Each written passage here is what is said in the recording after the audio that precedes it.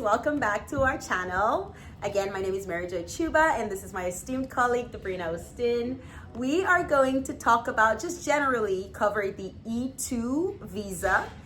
Basically, what we'll do is I'll just ask some questions, and Dobrina will provide answers on her experience, insights, current trends, if any. So let's dive in. So Dobrina, we have had a lot of consults about E-2 treaty investor visa, right? It's popular for some people and not popular for others. Can you tell us a little bit about this visa? For example, who qualifies, requirements, things like that? Yeah, sure thing.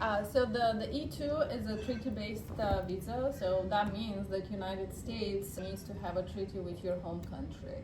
It can be any type of treaty. It doesn't have to be any economic treaty or anything like that. It can be like, we have a lot of like friendship treaties with countries. And I think currently there are about 80 countries or 82. All of that is on the Department of State website. So if you're interested and if you want to see if the United States has a treaty with your country, you can go and check it out. So it's E1 and E2. Sometimes they have treaty for E1 but not for E2 and vice versa. And sometimes they have for both. So you kind of have to check that before you start planning, your next move, whether, it's going to be the E2, the E1 or none. In terms of popularity, actually it's very popular. A lot of small businesses and some, mid-sized businesses in the United States are actually E2 companies. So usually what happens is you might have a company in your home country and you want to open another, it could be a branch of your home company in the United States, or it can be totally different company in the United States. And then you can come in and invest a certain amount of money or substantial amount of money, and then you can start running your business in the United States. And then after, let's say the business goes well, and then you need to hire people, you need to bring in workers, then you can actually bring employees from your home country on E2, and there's no cap like the H1B. So it is pretty convenient for some companies, especially if you're a mid-sized company. Yeah. And you don't have to, it can be also on a smaller scale where you come in and then you say, well, I've never run a business, but I want to run a business in the United States. Usually this type of profile, this type of investor looks more into franchise, to buy a franchise and operate a franchise, because it's just easier, because with the franchise everything is ready for you. Reputable franchises, they also provide training. You have to go through mandatory training, so it makes it a little easier for somebody who, let's say you've never run a business before. So yeah, it is very popular. In terms of how much money do you need to invest, there's no minimum, there's no maximum amount. And the regulation specifically says that it needs to be a substantial amount of money. Now, what is substantial? It's a whole different thing. People have different definitions for what substantial might be.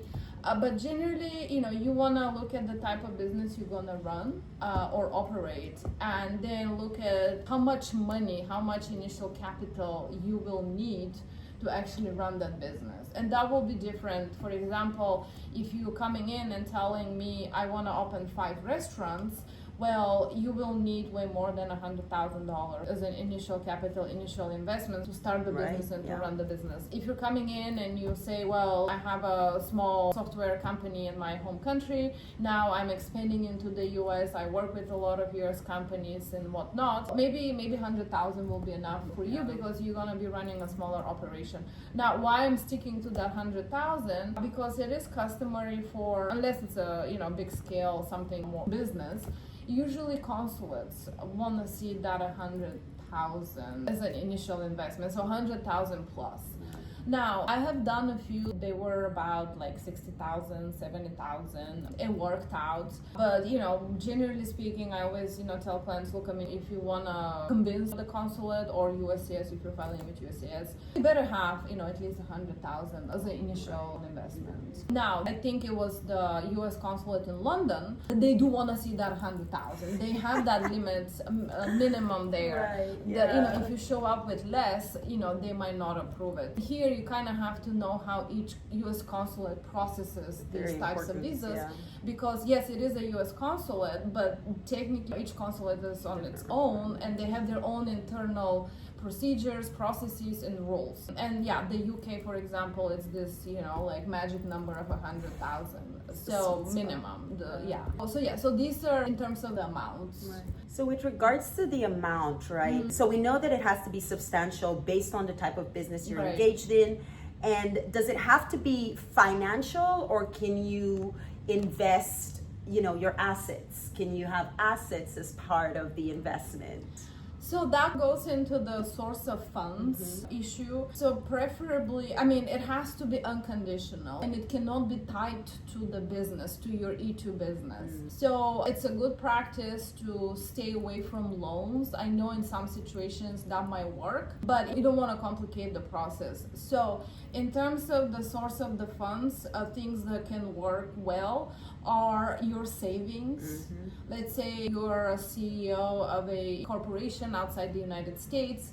You have saved throughout the years, you had a considerably high salary, then obviously these will be your savings. Sometimes it's a gift. Sometimes maybe your parents, your brothers, sisters, they gift you, like, let's say 100,000, 200,000, but it is an unconditional gift. And then we get like a gift letter that explains how much they're giving you, and that it's unconditional. Sometimes you sell a property, and then we take that money, and that will be your source of funds. It will be the property that you sold, the proceeds from the property that you sold. So there are different types of source of funds, but I would stay away from loans and other types of more complicated structures, because you do not want to complicate this. Because you have to show that they're at risk too. So you have to show that it's at risk, and also for each dollar you have to show how did you make this money. And that's usually, sometimes it's really complicated, because if you're like, for some people, they're gonna have one source of, let's say you sold the property for 50,000, then you have a gift of 10,000 from your cousin, and then you have savings. So for all of this, we have to show where did the money come from. And sometimes people really complicate things. When I had this situation, it was like a few years ago, where the funds got transferred, some of the funds got transferred from the company abroad to the company in the United States, the bank account in the United States. So, okay, fine. But then the client actually went and withdrew money from the company's account abroad, took the cash, walked from one bank to the next bank, and then deposit the money in their personal account, and then they transferred the money to the US business account. Well, the issue with that is, I don't know what happened when they withdrew the money and walked to the other bank. Is it the same money? Did somebody else give them the money? So something like that will definitely not work, because we cannot see where the money came from. Yes, we can claim, yes, it came from the company, here is the withdrawal here, but I don't know if maybe they withdrew the money and they went on vacation, and then the $50,000 came from somebody else. So these are some of the issues that you kind of have to be careful with, the source of funds. That's very important, because I see the source of fund always being an issue, right? It's like it's always an issue. So just make sure you're listening to this very important piece, is your sources of funds, because we need to be able to trace it. So we have to have like a clean trace, or at least an ability to trace the origins, right, of your funding.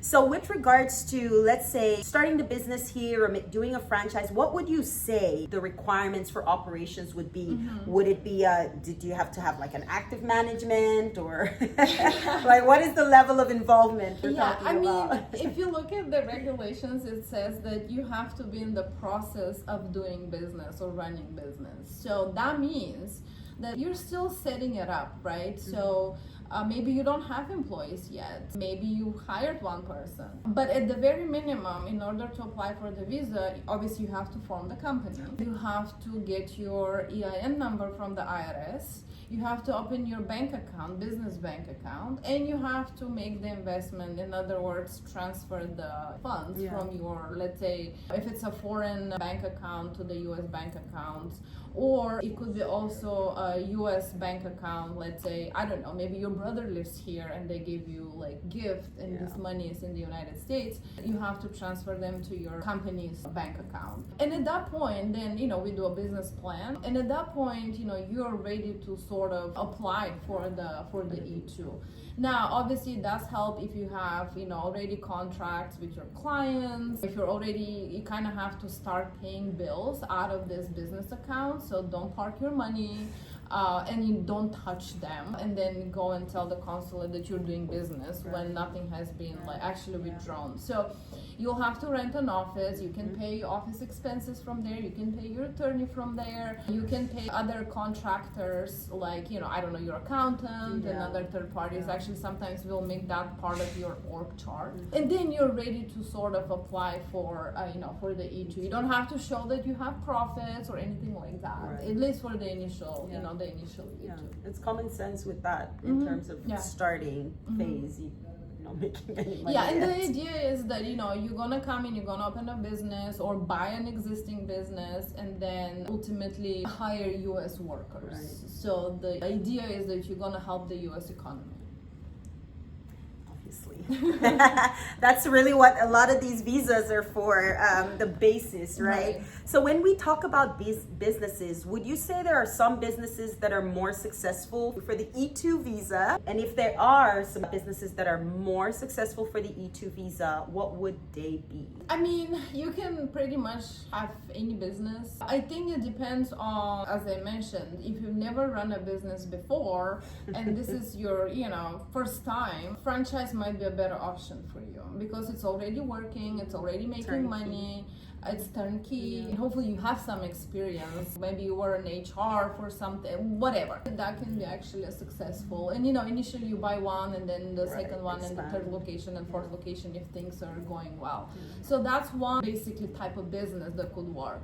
And then there is the purely the entrepreneur one that, you know, you say, well, I have this idea, I'm running a company back in my home country, maybe in other locations, other countries, and I want to expand to the United States. So that's on the expansion side of things. Obviously, you kind of have to go through the same, register the company, get the accounts and all that, but that might be your recipe for success. And the third type is usually you buy an existing business. So it's not a franchise, but you know, you come in, you like a restaurant that is already operating and you buy it. And you just continue running it. With the buying though, you have to be careful because if that business is not doing well, you have to show those records when you apply, whether it's going to be with USCIS or with the US consulate. You have to show that. You have to show the tax records, you know, like payroll and stuff. So if the business is struggling, they will ask you during your interview, what you're going to do differently. I mean, this business already has issues. So you kind of have to be careful with buying an existing business. Yeah, that's a very important thing because most people think, oh, you know, I'll just buy this restaurant and I can do better, right? So it's more than that if you want to base that, have that as a basis for your E-2 visa. So with regards to E-2 visas, have you seen any trends, like current trends with USCIS, how they're adjudicating these type of visa types? I mean, not like immediate sort of trends. The thing is like with everything, with, you know, pretty much any visa type nowadays, everything needs to be consistent. All of your information needs to be correct when you go for that interview. Check your social media. That's one of the new things that they're doing, checking your social media prior to your interview. The thing about the E-2 is actually has a very high approval rate, about 90%. So, I mean, knock on wood, right? Now watch it going down to like 50 in the next few months. But no, it's been consistent now. Even, you know, throughout, like, it doesn't matter, like, you know, the administration doesn't matter. It has been consistent with high approval rates because they believe that this is a way to boost the economy, create jobs, you know, inject money into the US economy. As long as, you know, everything is fine, you have your source of funds, you have the funds, you have the business, everything is set up, all the documents look okay, you should be in a pretty good shape. Yeah, it seems pretty straightforward. I mean, compared to to the EB-1A and EB-2 NIWs, like this is pretty much you just show your work, right? Are you a citizen of a country that has a treaty with the US? You've checked that box. Sources of funds, check that box. Invested in a business, maybe franchise, what type of business? Money's at risk. Are the funds substantial enough to conduct that type of business? it's pretty much like a math, show your work type of visa. And if you check all the boxes, then assuming you don't have any crazy criminal immigration issue history there, it's a pretty straightforward visa. So with regards to this visa specifically, are there certain countries that have certain odd requirements? My experience, I know that the UK has this requirement where you have to show that you're actually a resident or you live in you have to be obviously a UK citizen, but you also have to show that you actually live in the UK or you're considered resident. So it's called a residency requirement. And this is only for the UK as far as I know. Yeah. So, if you're a UK citizen and you live and work in, I don't know, Germany or whatever, for the last 10 years, we might have that, issue to show that you're actually still considered a UK resident. So for that requirement, you kind of have to show proof that, let's say, you can still vote in that country, you pay bills, you have bank accounts, you have your mortgage going. So it's just one of those odd things. Yeah. I'm not aware of any other country that requires this, but just FYI. So with that, you always have to check. I mean, also on the attorney side, we always have to check which consulate, what are their requirements, what are their practices, because it's different. Every U.S. consulate in the different countries has different requirements, internal processes. They're not the same, so that's one thing. The other thing I forgot to mention, in terms of requirements, you have to own 50% of your company. Very good point. So if there are two investors, so technically you can have two investors, 50-50, and that's it. You cannot really have you can have, but then they have to come in under E-2 essential employee. Okay. So let's say you're three people. Well, maybe two investors, and then eventually, not right away, you can do an E-2 essential employee if it makes sense. But you have to own 50%. That's a very good point. That's a very good point. So if you have any questions regarding the E-2 visa, we've mentioned a few important things of note: sources of fund, ownership percentages, right, which is the last important piece. If you feel like this is something you would like to explore, feel free to reach out to us at www.sciencefirm.com, and we will be happy to help you with your immigration explorations. All right, until next time, have a good day. Thank you.